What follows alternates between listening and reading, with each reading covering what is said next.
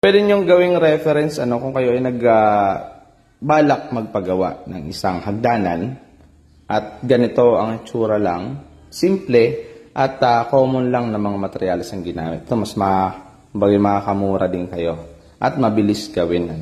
So dito ang ginamit dito, napansin nyo yan. Yan ay tubular na 2x4. Yan. Tapos iyon, pinaka-step niya, yan ay angle bar.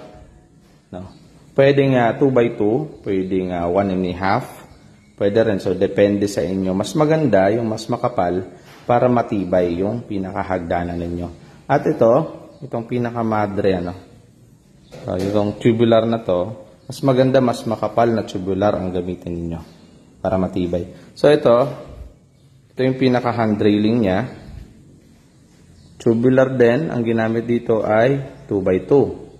Tubular. At naglagay siya ng mga square bar.